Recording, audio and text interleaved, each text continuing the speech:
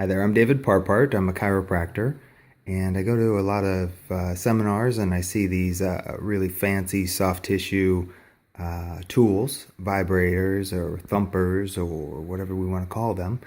And I wanted to have one for myself, so I decided I'll make one out of a skill saw. So I'll show you how to do that today.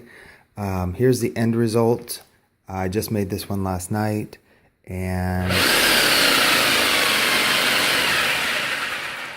these feel great on sore muscles. And just one thing to tell you though is when you do use this with patients, you want to make sure that you have it on medium to high before you touch it on the skin. Otherwise, it bounces off and it just doesn't feel too good.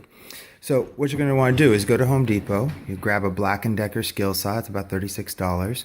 Grab some Gorilla Glue. If you don't have a drill and drill bits, you're going to need those.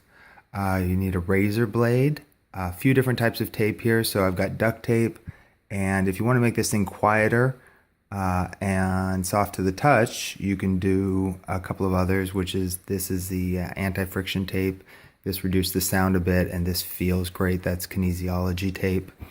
You're going to need a standard dowel. So this is a 1 1/4 inch dowel. This one is actually a broom handle, but you can get the regular ones too.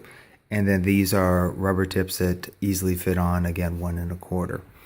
So first thing you're going to want to do is take your 1 1/4 tip and put it on the edge of the dowel and draw a line around to see how long you want the dowel to be.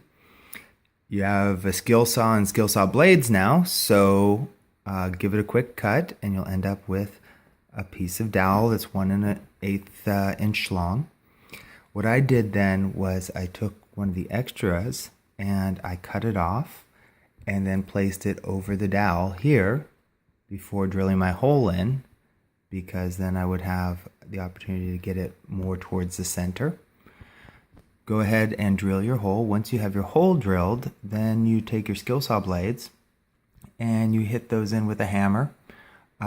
Drill the hole small so that the blades stand up by themselves. They don't need any additional support. Then take your Gorilla Glue and fill in around the blade. Do that a few times with patting it down or tapping it to get the glue all the way down to the bottom. Once you have the glue down to the bottom, you just let it sit overnight.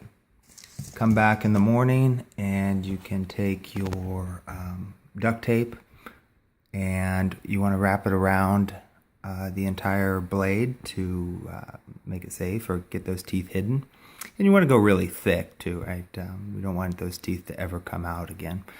Once you have the teeth done though, what you need to do is the soft edge needs to be the tape needs to be removed off the soft edge, because there's a roller on the skill saw that needs to have contact with that edge. Once you're done with that, you can actually insert it and you are ready to go. And what you'll have is a Black & Decker thumper. And if you want to stop there, the project will take you maybe 30 minutes to complete. I'd encourage you to use all the plastic foot stoppers or whatever, because it takes just as long to make 3 or 4 of these as it does to make one of them. And you'll also be able to, once you're all finished, choose the one that is the straightest. If you want to make this thing look pretty and reduce the noise on it, and I really think it's worth taking the time to do this, is you can take some of